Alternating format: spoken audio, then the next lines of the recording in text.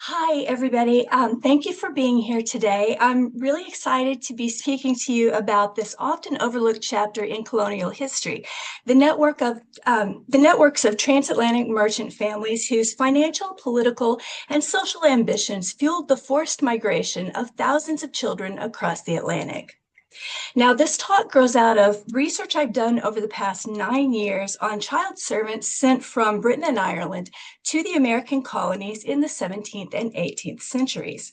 And today I'm going to be focusing in particular on how these stories connect to the Trent family and the broader trading networks that link Scotland, the Caribbean, and colonial America.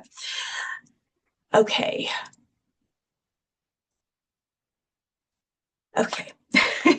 In the summer of 1697, a 12-year-old girl named Mary Royal was abducted from her home in Dumfries, Scotland, and put on board a ship for Philadelphia, where she was sold as an indentured servant. After completing her 5-year indentured term, she married and became the matriarch of a large family in the colony of Maryland. Though the records don't tell us very much about Mary's life as a servant or the family she left behind in Scotland, they do tell us that the men who abducted her were part of a growing network of merchant families whose ambitions helped fuel British imperial expansion. Throughout the 17th and 18th centuries, children like Mary were shipped to the Americas from all parts of Britain and Ireland, often unwillingly, by opportunistic businessmen making a name for themselves in colonial trade. These weren't isolated criminals acting in secret. They were often respected figures connected to very prominent families and even to local government institutions that turned a blind eye or, in some cases, directly profited from these exchanges. So it's within this larger world of ambition and exploitation that we find the Trent family and their close associates, the Coutts. Both families were part of this thriving network that would come to define the 18th century British Atlantic. Men who built fortunes by linking Britain, the Caribbean, and the North American colonies in a web of both lawful and unlawful trade that commodified child labor while fueling the expansion of the British Empire.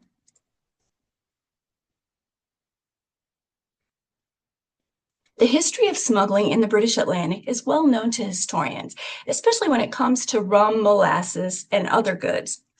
Merchants and mariners who skirted colonial law have often been depicted as savvy entrepreneurs with the courage to take risks and build fortunes in colonial America.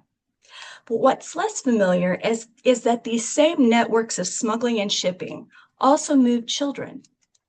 The same ships that carried sugar and textiles from the Caribbean or Britain also carried human cargo, not always enslaved Africans, but kidnapped or undocumented children from England, Scotland, Wales, and Ireland who vanished into colonial labor markets.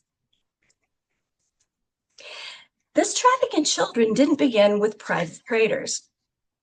So to give you a little background, the first official shipment of child servants to the colonies took place in 1618 when the Common Council of London struck an agreement with the Virginia Company to send 100 orphans and children from impoverished families to Virginia at the city's expense. Now, this was a period when London was struggling with rising numbers of homeless and delinquent children, and the city officials saw transportation as both a moral solution and a practical one. It would reduce the crime at home, and it would also supply the much needed labor abroad. So the first group of children arrived in Jamestown in 1619, and even though the program was justified as charity, there's really no evidence that all of the children who were sent were actually impoverished or that they lacked families who might have objected to their forced relocation. In fact, the Lord Mayor of London ordered aldermen to inquire whether impoverished parents burdened with large families would care to send any of their children to Virginia. And if the parents answered negatively, they were to be told that their families would not receive any further poor relief from their parish. More groups of child laborers were requested by the Virginia Company a few months later and again in 1622. And this went on to some degree well into the 1660s. And by now, the government policy of exporting underprivileged children had merged with private enterprise. Merchants and shipping agents recognized its profitability and what had begun as a civic welfare measure transformed into a full-fledged trade in child labor. Besides Virginia, child servants were shipped to all English colonies in North America and the Caribbean. Sandra Dahlberg estimates that some 8,500 poor children were sent just to Virginia between 1619 and 1625. There hasn't been much attention paid to the movement of child servants across the Atlantic, but the scattered records that exist point to a scale of forced migration that far exceeded these numbers for Virginia. That the demand for child laborers continued to grow, resulting in repeated requests from the colonies, illustrates that child servants were a coveted resource in the colonial project, and one which warranted a widespread campaign to procure them. Though they're usually thought of as a less significant segment of colonial immigration compared to other groups, the importance of indentured child labor to the colonial economy can be seen by the continuation of this practice over several decades. Indentured children, through their uncompensated labor, directly contributed to the colony's economic growth. Besides poor children sent by the state, the ranks of convicted criminals sentenced to transportation also included many children, since the legal age for criminal accountability was 7 years old, believe it or not. Now, adult criminals who were transported were given indentured terms of 7 to 14 years, but in the case of children, the terms of service depended on their age. Boys were generally required to work until they were 21, and girls until they were 20 or until they were married. Some of the children sent into servitude were shockingly young. Researchers have found records of children as young as 2 entering pauper apprenticeships, and Ruth Wallace Herndon and John Murray discovered that some of these were bound out at every age from a few months old. So it shouldn't be surprising to find extremely young children appearing in colonial courts to have the terms of their indentures set. The youngest I've personally seen in the court records is 1 year old. Holly Brewer has written about officials in the 1500s who actually imprisoned children until they agreed to sign these apprenticeship contracts. Now, by the 1600s, parental consent was required for children under 14, but that protection didn't extend to children who were labeled as vagrants. The Vagabonds Act of 1597 had introduced penal transportation for homelessness, so any poor person or child who was found wandering the streets who couldn't prove that he or she was gainfully employed was subject to criminal transportation. So basically, state laws designed to manage poverty paved the way for private enterprise to step in, turning state control over the poor into a transatlantic labor market. And this naturally attracted merchants and mariners who saw the opportunity in supplying cheap labor to the colonies. But as colonial demand for labor grew, so did abuses of the system.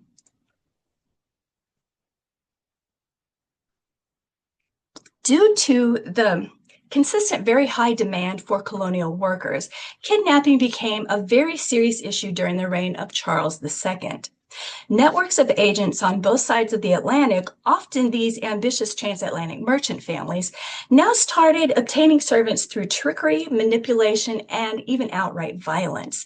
This was called spiriting. In the year 1670, an estimated 10,000 servants were spirited from England. One infamous kidnapper, William Haviland, claimed in 1671 that 2 of his associates had been kidnapping about 13,500 servants every year. To deal with the growing public outcry over this problem, several ordinances of escalating seriousness were passed in England in the mid-17th century. And here you can see some of these regulations that were being passed in the mid to late 1600s. But laws in Scotland and Ireland lagged behind. Now, you might think that laws in England would also apply in Scotland, but even after the Union of Parliaments in 1707, Scotland still retained its own system of laws. So the legislation that's being passed in England to regulate the servant trade was not applicable in Scotland. Now, in 1605, the Scottish Parliament had ruled that paupers and vagrants could be sent to overseas plantations. And in 1617, indentured servants were required to give their consent before a magistrate, and children under the age of 14 had to have the written consent of a parent or guardian.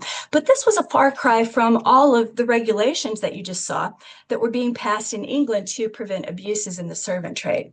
And besides this, servants from Scotland and Ireland were among the small group of commodities, along with livestock, salt, and provisions, that were exempt from the English Navigation Acts. So ships carrying servants from these countries wouldn't have to pass through English customs, and they wouldn't be subject to the same tariffs or guidelines as those sailing from England. So we see that while England was tightening restrictions on the laws regarding English servants, this exemption actually encouraged the shipping of servants from Scotland and Ireland, both legally and illegally. And further complicating the situation in these countries were poverty, starvation, and political turbulence. Famine struck Ireland between 1641 and 1653, during which time Oliver Cromwell's Act of Settlement authorized the transportation of Irish Catholics, paupers, and political prisoners to the colonies. And soon this devolved into children who didn't fall into these categories being picked up and sent overseas. In Scotland, kidnapping became a major issue in the 1680s, and it continued until at least the mid-1700s. During this time, the country was immersed in political turmoil and famine. An article written in 1699 states that English merchants would coax Scottish colleagues into buying shares in English ships, and then they would encourage the new owners to employ their relatives, friends, and acquaintances in Scotland in finding servants to sail to the colonies. So obviously there's a huge potential for abuse there by the merchants and mariners trying to find enough servants to fill their ships. So now, how do we know which children were imported illegally? As we just saw, a servant was required to sign an indenture agreement and declare before the magistrate that he or she was going of his or her own free will and have the contract notarized by the city clerk. Children under 14 were required to have the written consent of a parent or guardian, and those who arrived in the colonies without legal paperwork had to appear before a judge to have the terms of their contract set. This was known as the custom of the country. Until very recently, most historians discussing the indentured servant trade have just casually stated that servants would either bring official indenture contracts with them or they would be indentured according to the custom of the country. But for children under 14, the absence of a parental signature would legally nullify their indenture. So however legal it might have been according to colonial law to receive undocumented servants, it was not legal to ship them out of their home country without an official contract.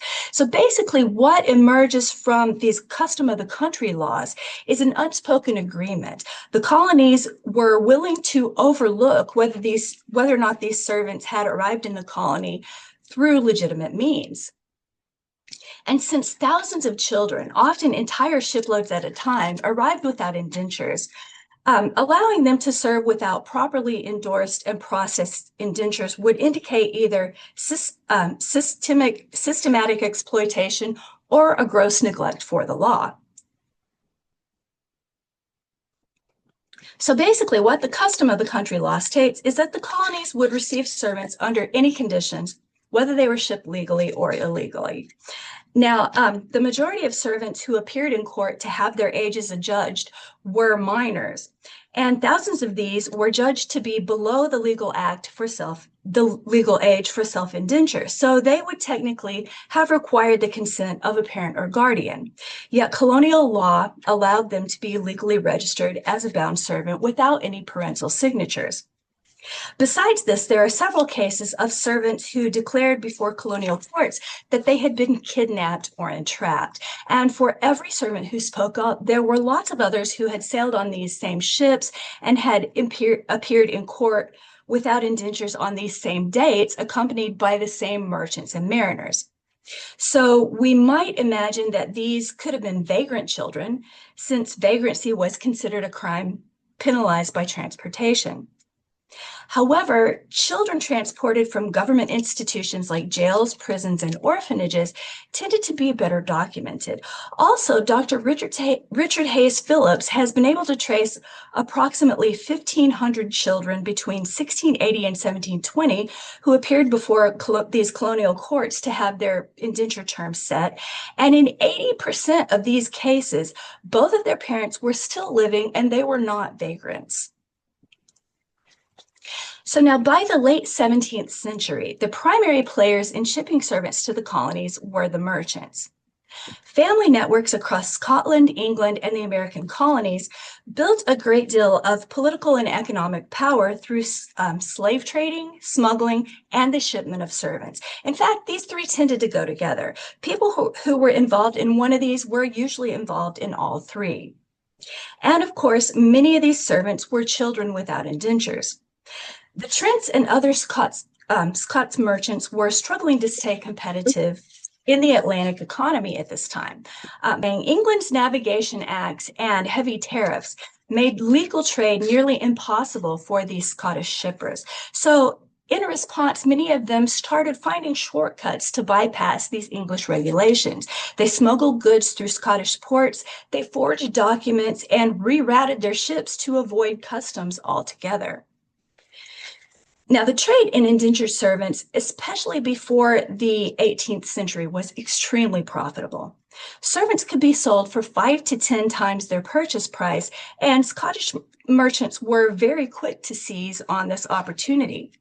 Along with sugar, tobacco, and textiles, they shipped servants, convicts, and prisoners of war to the colonies.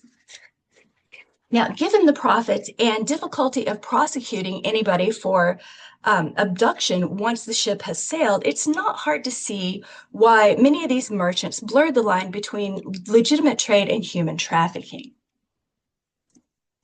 So the Trents were an Anglo-Scottish merchant family whose members operated from Inverness, Leith, London, Philadelphia, and the Caribbean. William Trent of Inverness, the family patriarch, was a very successful merchant. He served on the Inverness Town Council, and he was a Burgess and Guild brother. He was also what we might now think of as a civic developer. He invested in several properties around the town and oversaw public works like repairs to Urquhart Castle on Loch Ness. His marriage to Isabella Stewart, daughter of prominent Inverness merchant and later Dean of Guild John Stewart, and granddaughter of the wealthy and influential Cuthberts on her mother's side, connected the Trents to two of the most powerful merchant families in northern Scotland. William and Isabella had 7 children, including sons William Jr., Maurice, and James, who would all go on to play active roles in the expansion of the family's transatlantic trading ventures. William's brother Maurice Trent was already a prosperous merchant in Leith by the mid-17th century, and he owned a plantation in Barbados. He shipped sugar from Barbados to Britain and servants of all ages from Scotland to the Caribbean. In 1673, he also petitioned the Privy Council for permission to transport vagrants and vagabonds to Virginia in his ship, the Hercules. Lawrence Trent of Leith, who was involved in similar trading ventures in the 1660s and 1670s, was probably another relative. So decades before the 3 Trent brothers immigrated to North America, the family was already engaged in the movement of forced labor. Now, second-generation brothers William Jr., Morris, and James set up business in Philadelphia in the 1680s, excelling in trade, law, privateering, and land speculation, and partnering with their uncle Morris in Leith. James also had homes in Inverness and London. William Trent Jr. in particular quickly made a name for himself as a leading merchant in Philadelphia, becoming one of the city's wealthiest men. His Philadelphia residence was widely known as the most elegant mansion in the city. His success in commerce soon translated into quite a bit of political power. As you can see, he held a variety of political offices, including as Chief Justice of the New Jersey Supreme Court.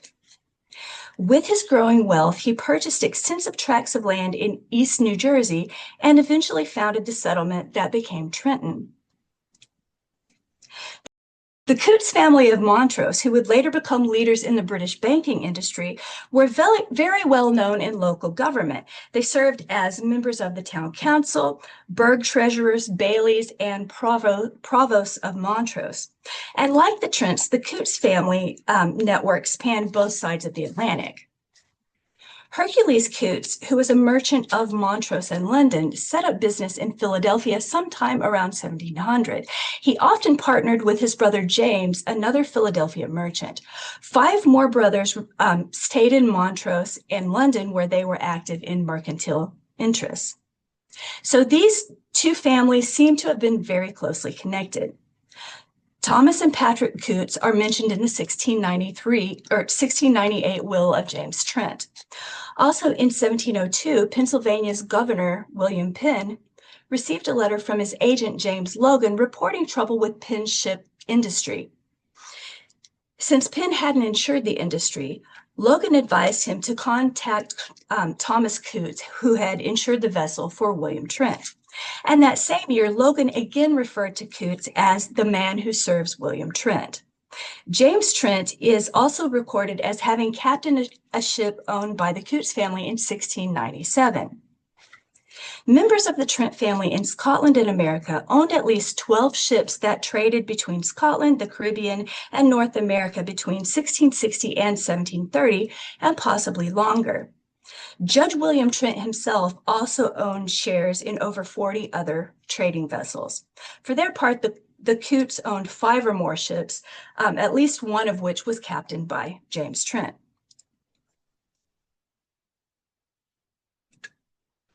There are lots of records of illicit trading activity involving these families. In 1694, Morris Trent's brigantine, the William and Mary, was seized for evading English customs and selling directly to Scotland.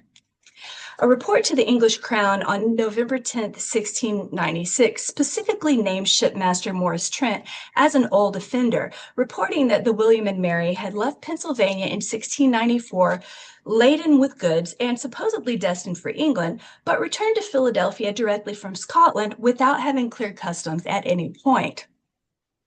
When the vessel was later seized in West New Jersey carrying contraband goods, Trent claimed that his ship had been attacked at sea by French pirates who had stolen his customs papers. Now, despite the unlikeliness of this story, he was able to avoid prosecution due mainly to the facts that his lawyer was Pennsylvania's Attorney General, and the case was judged by the very sympathetic Governor Hamilton. And the Coutts brothers faced similar charges. In 1697, William Penn accused James and Hercules Coutts of tax evasion and illegal trading and seized their ship, the Jacob. According to Penn, these 2 were in the habit of exchanging goods for tobacco in Delaware and eastern Maryland, and then smuggling this tobacco 40 miles to the Delaware River and shipping it to Scotland or the West Indies. So 2 years later, in 1699, the Jacob was seized again for the same reason. So you can see this with both families. This is just an ongoing thing. It doesn't matter if they're caught, they keep doing this. There's strong reason to believe that the illicit activities of these families involve both material goods and servants. In 1668, the Ewan Lamb, owned by Lawrence Trent, was searched while at harbor in Leith due to allegations that adults and children had been kidnapped and forced on board against their will to be transported as servants. In 1673, the Hercules, owned by Morris Trent, was also searched in Leith Harbor for possible kidnap victims. One of the ships owned by the Coutts family, the Lily of London, made regular voyages to the colonies from Montrose and the Orkneys in the 1690s, carrying servants from the east coast of Scotland, most of them children. In 1697, an unnamed ship owned by James Coutts and captained by James Trent arrived in Philadelphia with over 150 servants for sale there in Philadelphia before continuing on to Barbados. So the ship in question was either the Lily of London or another Coutts vessel that was being used for the same purpose. And the Trents were very clearly employed in the selling of child servants without indentures. Between 1693 and 1697, Morris Trent appears in the courts of Pennsylvania counties Chester and Buck with at least 114 child servants to have their terms of indenture set. Now, some of these children were as young as 7 years old. In some of the records, Trent is listed as the transporter of the children, and in others, he's listed as the owner. While at least 4 of the boys do appear to have been indentured to him personally, in other cases, they were indentured to other masters, so we can assume the term owner in reference to Morris Trent is used in place of transporter or seller.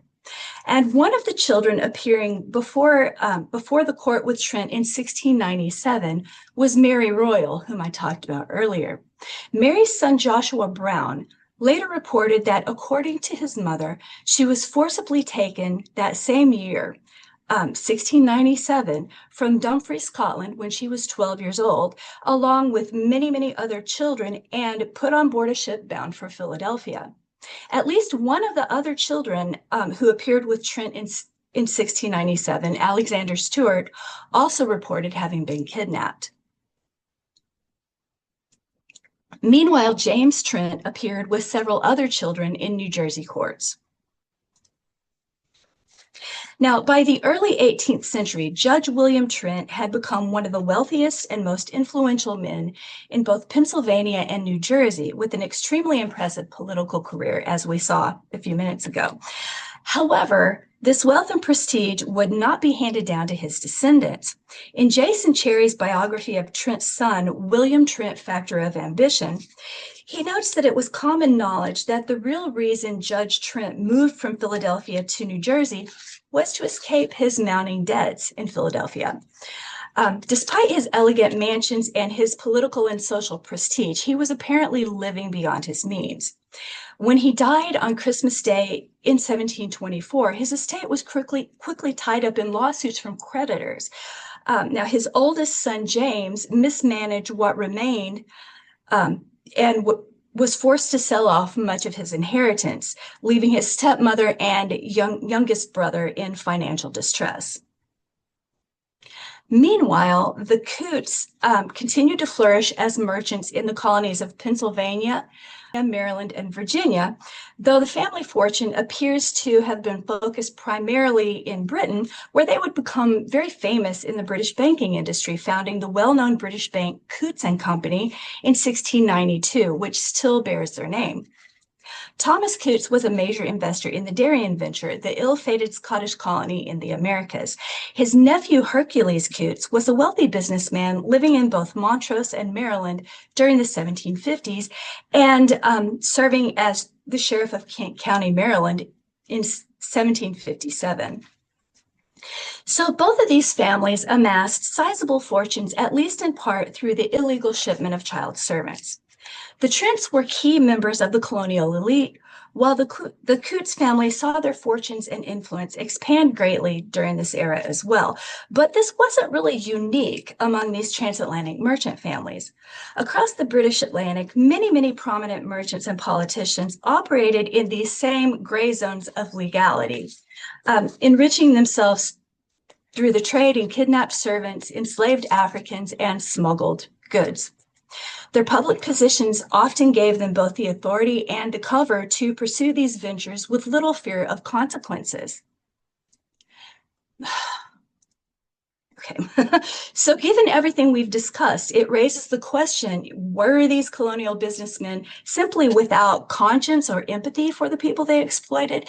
And to answer that, we have to consider that the prevalent mindset at that time valued hard work and industry.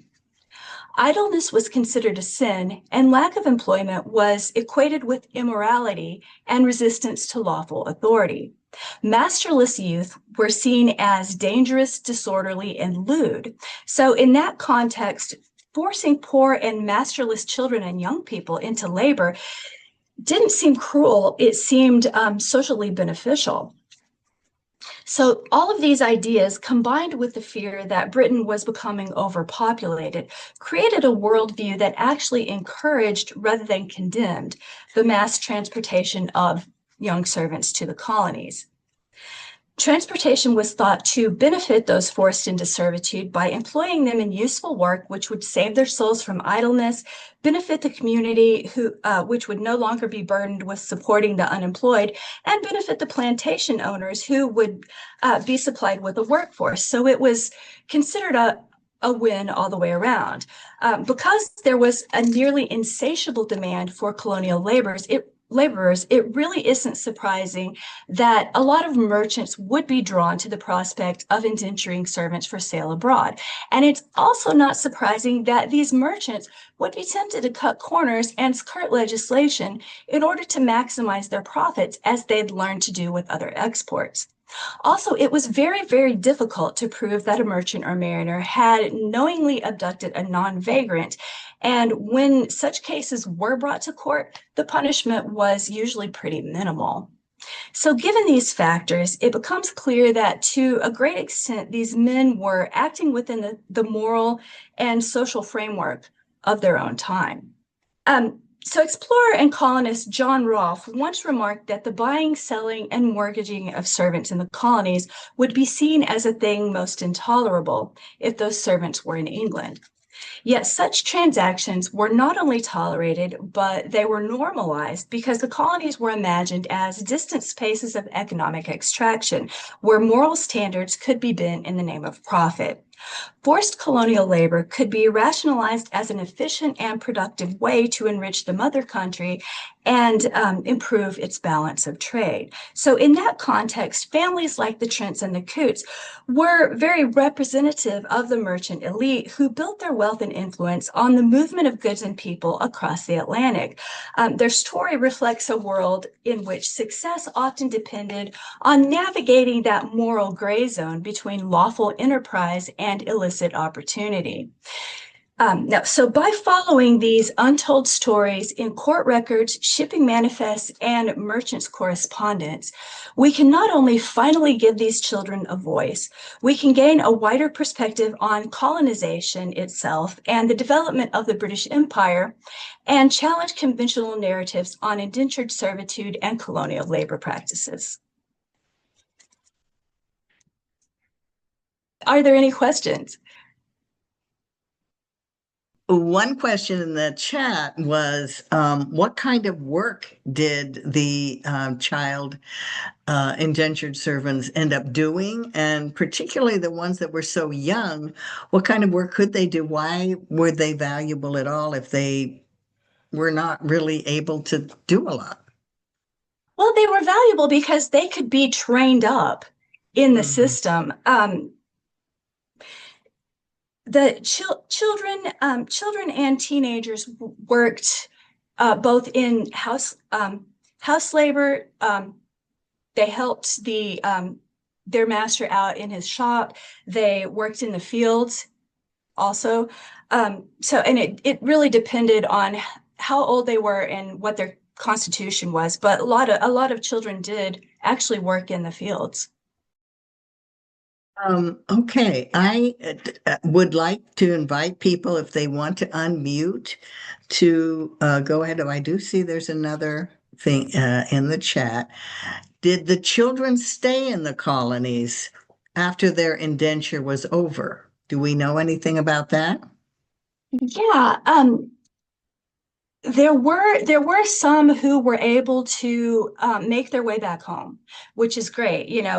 These were always boys. I don't know of any stories of girls who were sent making their way back home, but some of the boys did wind up being able to go back home. One of these, Peter Williamson, actually waged massive. He went back home he had been abducted from Aberdeen, the Aberdeen area, and he went back to Aberdeen and waged a series of court battles in the 1740s against the men who had abducted him, and he won. So that's a major success story. I mean, most cases. Oh, and also I have to say that the mortality rates was extremely high for child servants.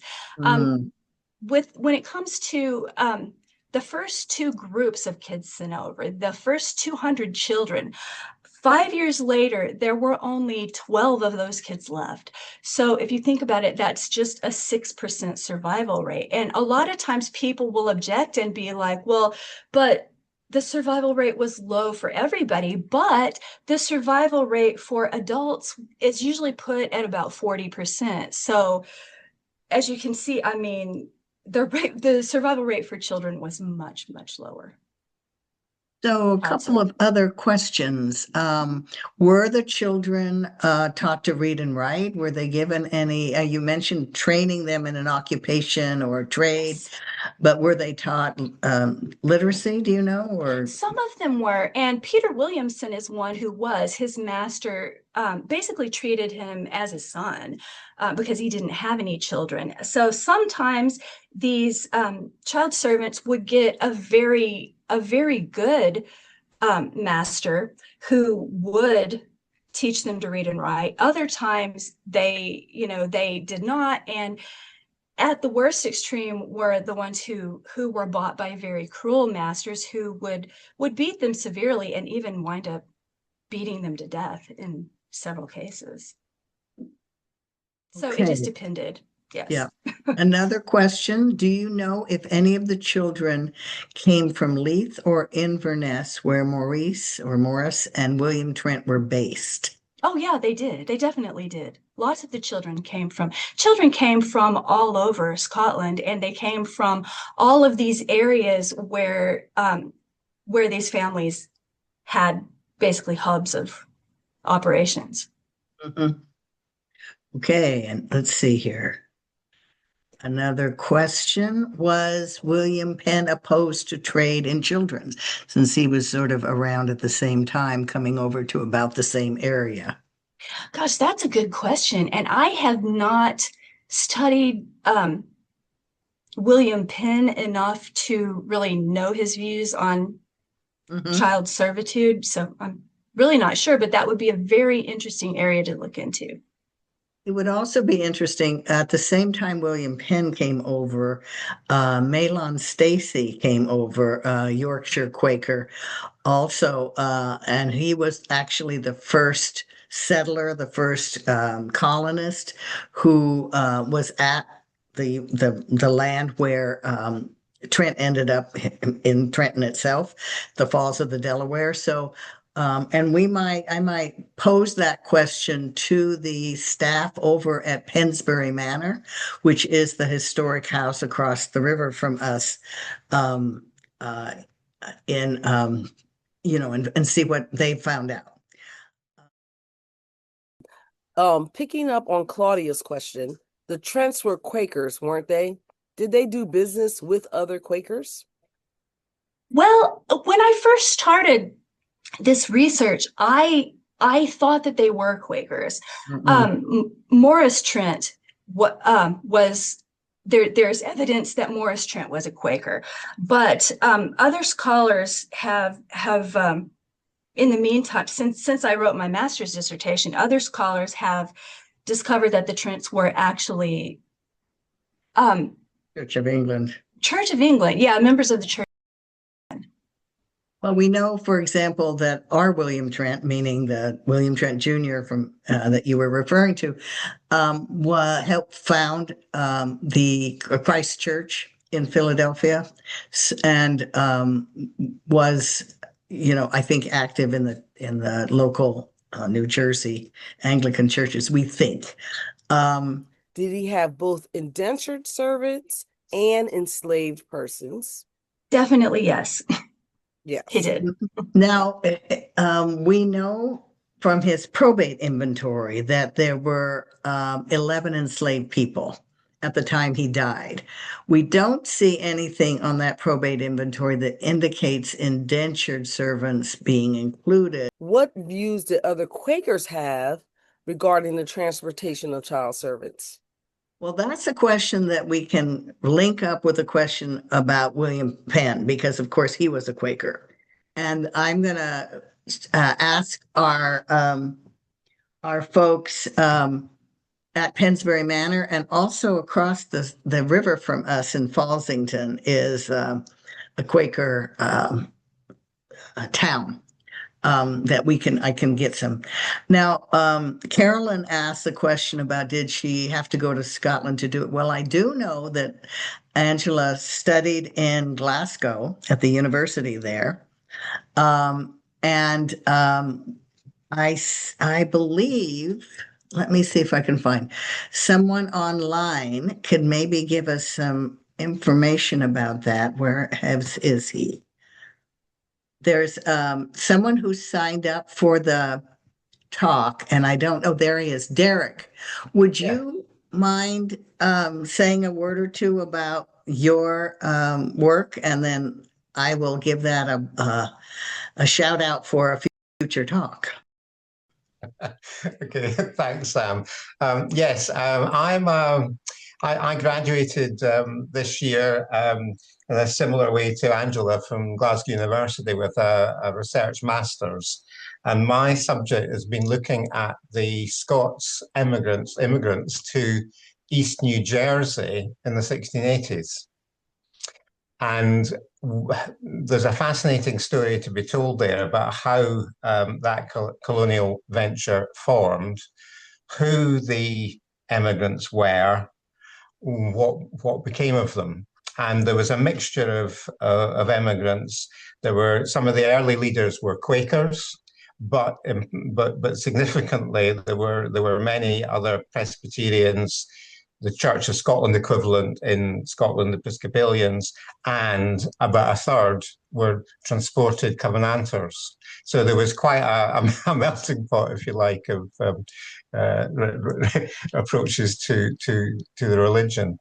I've developed a database in an attempt to track as many of the immigrants as possible, looking at who their kin and associates were in Scotland, and moving on a generation, what became of them and the connections that they built within the Scots community in East Jersey, but also with, particularly for the merchants, with links into New York merchant life, and also to a lesser extent Philadelphia.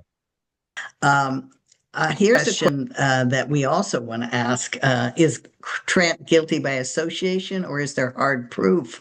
Now, one of the challenges, even as I was listening to Angela's talk, is we have a whole series of William Trents, and we also have multiple Maurice Trents.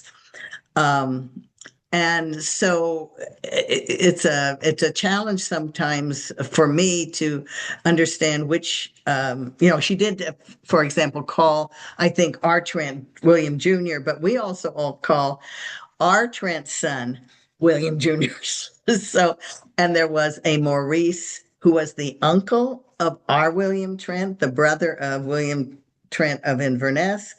But there was also apparently a brother of William Trent, our William Trent. So all of these names made it a little bit hard for me to follow all of it. So we're going to have to ask that question, and we're going to ask the question about both William Trent of Inverness and William Trent of Trenton. Now I see that Jim Mackay, if I'm pronouncing your name right, if you're on and can talk to us either by unmuting or by chat, has done extensive work on the William Trent of Inverness family.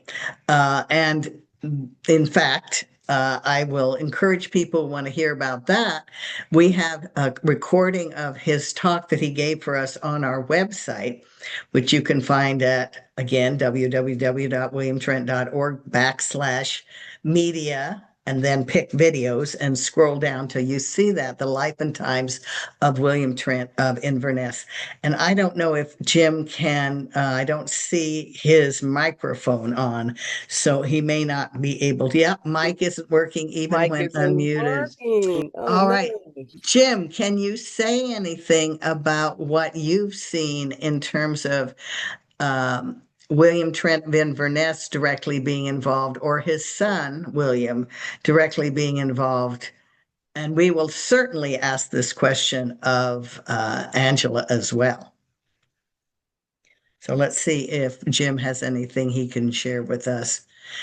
I have seen some comments that people enjoyed this talk. I certainly did. Opened up a lot of things that I didn't know about the other people who were involuntarily brought to the colonies, and which, as we know, included many people enslaved from Africa. I don't see that Jim is able to, messages. Oh, he's going to liaise with Derek Johnstone on the Scottish side to see what he can come up with. And we will also check with Angela as well. Angela, you're back. Yeah, I've been back for a little while. I wasn't sure if anybody realized I was back, so I thought I'd say something. Okay. So sorry about that, technical difficulties. That's what question that you're... Well, let's go back to some of these questions here. Okay. We talked about your work in Scotland, and Derek Johnstone talked about his database, and Jim Mackay also. Who enforced the contracts to make sure children didn't overstay or be compelled to stay beyond the terms that they were set up for them? Do you know? Well, servants would often have to take their masters to court because masters would try to keep them longer than they were allowed to. So there was no one who specifically just oversaw that, as a business. But when it was taken to court, the court would oversee that. Okay. All right. Question is Trent. And I think because I know Carl is local here to our area in New Jersey, probably is thinking about Trent, Judge Trent of Trenton, guilty by association, or do we have proof from, for example, any of his trade ledgers or whatever? We know that the Pennsylvania Historical Society has trade ledgers from our William Trent from 1703 to 1708, and we've seen in there that he participated in the domestic slave buying and selling enslaved people. Do we know? Are you able to say for sure that "quote unquote" our William Trent is, he actually on his ships or by some other way he was involved in this enterprise? I strongly believe that he was. I would have to go back and double check the records to make sure that he is actually listed, but I believe so. Yeah, I believe that he is. Wonderful if you could, because as you know, sometimes we like to say things as much as we can definitively that are backed up. We do, where we don't know for sure, we have to either speculate and acknowledge that we're speculating, or just put it aside as a research question. But let's talk offline to see if it'd be possible for you to kind of look into that for us. It would be greatly appreciated.